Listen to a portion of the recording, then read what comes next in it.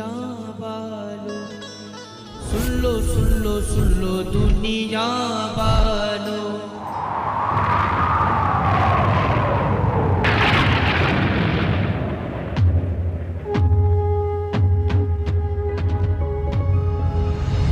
मैं भगवान हूँ, तुम सबका सच्चा पिता, तुम सबका रचयिता।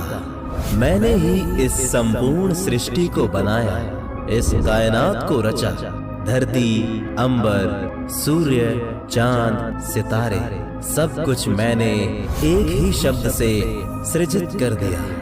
लेकिन ये तो केवल वही है जो तुम्हारी आंखों के सामने है।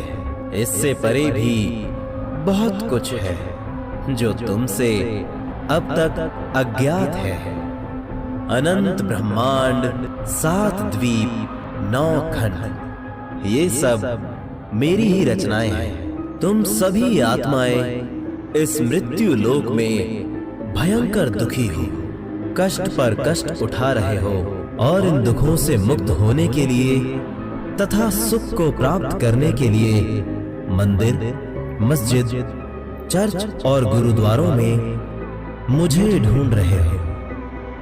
जब से तुम मुझसे बिछड़े हो तभी से मुझे खोजने की कोशिश कर रहे हो। असंख्य युग बीत गए, लेकिन फिर भी तुम मुझे पहचान नहीं पा रहे हो। मैं आता हूं और ज्ञान देकर चला जाता हूं। जो मेरा ज्ञान समझते हैं वो मेरे साथ परम धाम चले जाते हैं। पर अब इस कलयुग में तुम्हें फिर से मुझे पहचानने का अवसर मिला है। अब मत चूकना बच्चों।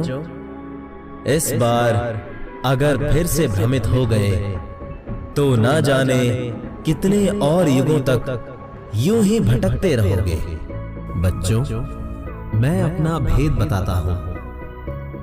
मैं साकार हूं, निराकार हूं। मेरा शरीर है वो शुक्रम अकायम असनाविरम है, यानी माता पिता के संयोग से अर्थात वीर्य से नहीं बना है।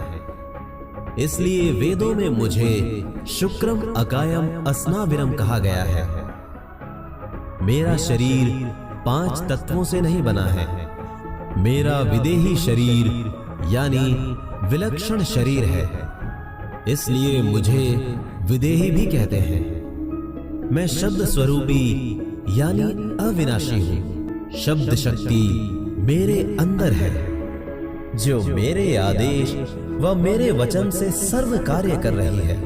इसलिए मैं कहा करता हूं, हम हैं शब्द, शब्द हम माही, हमसे भिन्न और कछु नाही।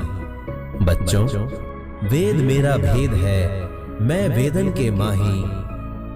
जौन वेद से मैं मिलूं वो वेद जानते नहीं।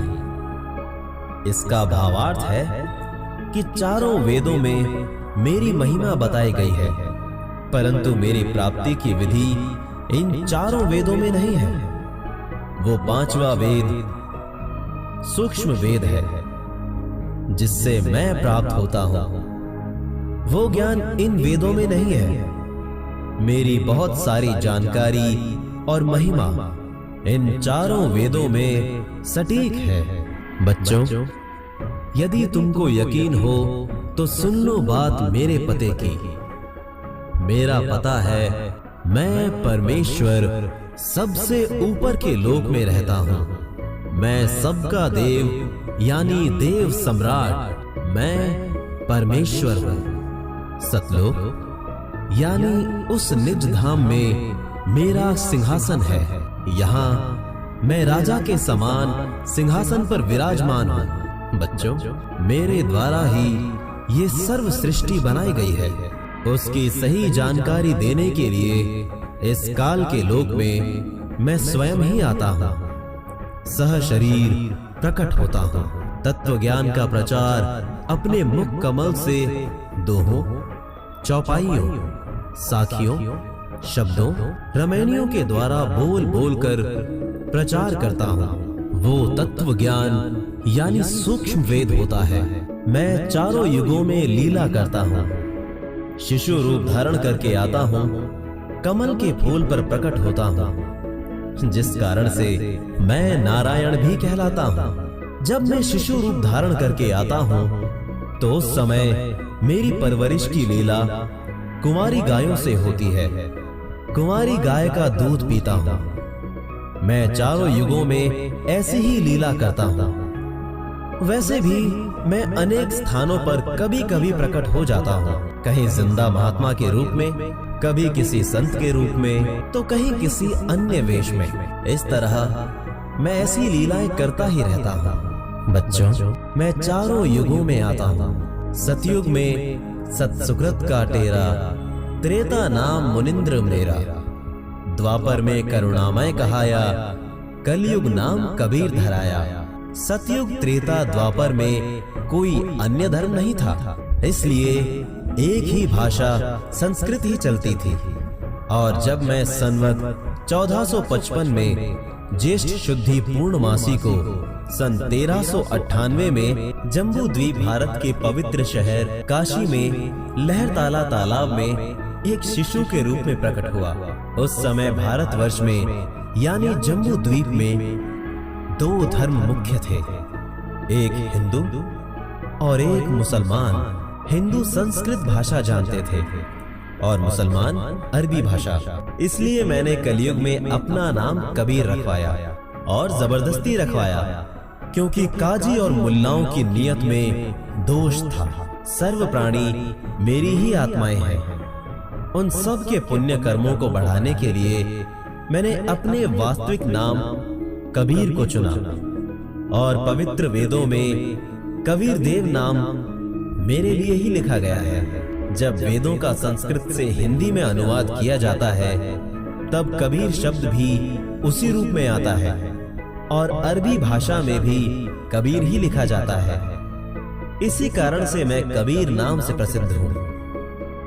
मैं अपनी सुनियोजित योजना के तहत ही रखवाता हूँ। इस लीला के अतिरिक्त मैं कभी भी कहीं भी अन्य साधु वेश में या अन्य वेशों में प्रकट होकर ज्ञान देता रहता हूँ। बच्चों, जब मैं काशी में प्रकट था, सशरीर आया था, 120 वर्ष तक लीला की। उस समय मेरा मुख्य शिष्य धनी धर्मदास हुआ था।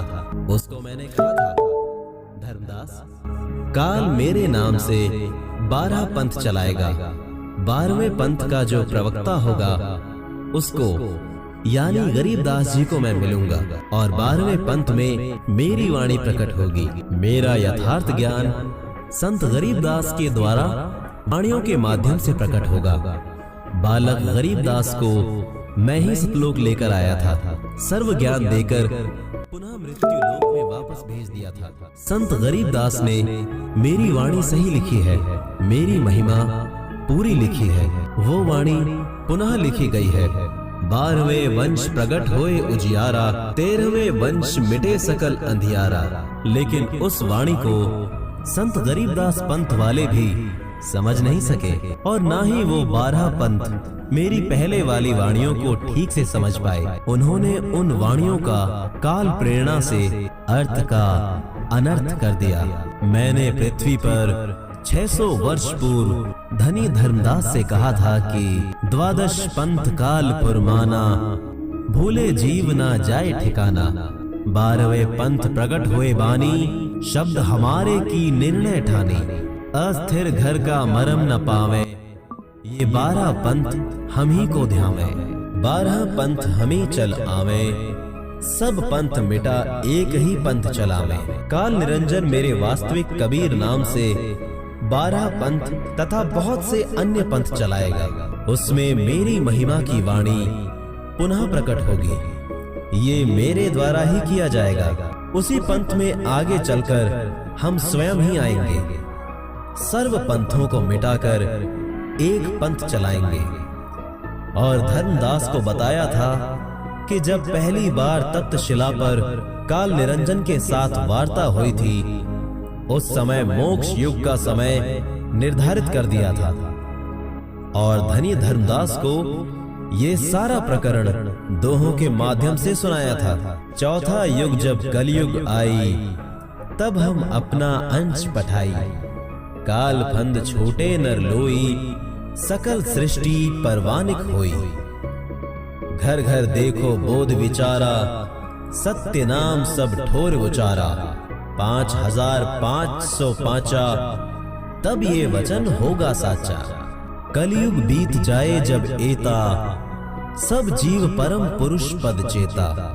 5505 जब कलयुग बीत जाए, महापुरुष फरमान तब जग तारन को आए। हिंदू तुर्क आदि सबे, जेते जीव जहान। सत्य नाम की साख गही, पावे पद निर्माण। यथा सरित गण आप ही, मिले सिंधु में धाये। सत सुकृत के मध्य तिमी, सभी पंथ समाये। जब लग पूर्ण होए नहीं, ठीक का तिथि बार। कपट चातुरी तब ही लो, स्वसम वेद निर्धार। सभी नारी नर शुद्ध तब, जब ठीक का दिन आवंत।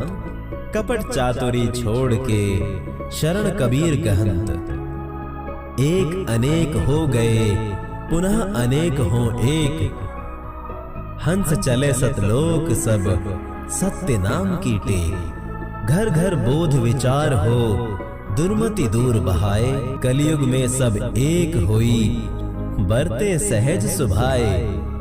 कहां उग्र कहां शुद्र हो, हरे सब की भवपीड़। सो समान समदृष्टि है, समर्थ सत्य कबीर।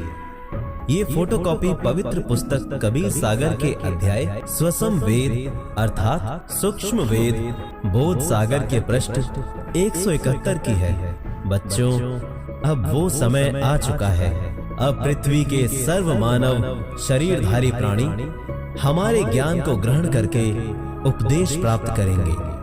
सबका फंद छूटेगा, अर्थात सब मोक्ष प्राप्त करेंगे। कलयुग में घर घर में हमारे ज्ञान और महिमा की चर्चा होगी। सर्व मनुष्य सारा दिन व्यर्थ की बातों में व्यतीत ना करके परमात्मा के ज्ञान की चर्चा करके पुण्य के भागी होंगे। अब सबको सतनाम व सारनाम प्रदान किया जाएगा। बच्चों, आप सब पृथ्वी के सर्व हिंदू, मुसलमान व अन्य धर्मों में विभाजित मानव तथा अन्य प्राणी भी जो मानव जीवन प्राप्त करेंगे, वो सर्व सतनाम की महिमा से परिचित होकर उस सच्चे नाम को मुझसे प्राप्त करके पूर्ण मोक्ष पद प्राप्त करेंगे। मेरा ये वचन उस समय सत्य होगा जिस समय कलयुग 5505 वर्ष बीत चुका होगा। और अब कलयुग 5505 वर्ष बीत चुका है और मैं अपने दूसरे रूप में पृथ्वी पर लीला कर रहा हूँ। अब सर्व स्त्री पुरुष कपट त्याग कर शुद्ध होकर मुझ सर्वेश्वर कबीर की शरण ग्रहण करेंगे। जो सर्व मानव समाज अनेकों धर्मों में विभाजित हो चुका है, वो पुनः एक हो जाएंगे। सर्व जीवात्माएं भक्ति युक्त विकार रहित होकर हंस बन जाएंगे, अर्थात अविकारी तथा भक्त होकर सतलोक में आ जाएंगी। अब वो समय आ गया है, प्रत्येक घर घर में मेरा निर्मल ज्ञान कबीर ज्ञान चर्चा का विषय बनेगा। सर्व मानव दुर्मति त्याग कर नेक नीति अपनाएंगे। इसी कलयुग में जो माया के लिए भाग दौड़ मची है, वो शांत हो जाएगी। सर्व मानव दुर्मति त्याग कर नेक नीति अपनाएंगे। इसी कलयुग में माया के लिए जो भाग दौड़ मची है, वो शांत हो जाएगी। सर्व मानव शांत स्वभाव के बन जाएंगे। चाहे कोई उग्र हो यानी डाकू, चोर या अन्य कारण से समाज को दुखी करने वाला, चाहे कोई नीची जाति का हो या ऊंची जाति का, सभी एक होकर रहेंगे। बच्चों, ये सर्व परिवर्तन करने वाला मैं स्वयं तत्वदर्शी संत रूप में प्रकट हुआ हूँ। सर्व के प्रति समान दृष्टि वाला समर्थ सत्य कबीर ही हूँ। तो बच्चों, मैं अब आ चुका हूँ, पहचान लो। मम संत मुझे ही जान, मेरा ही स्वरूपम। बच्चों, अब मोक्ष का समय आ गया है। सत्य को पहचानिए, सच्चे सद्गुरु की शरण में जाइए, अपने निज लोक सतलोक आ जाइए।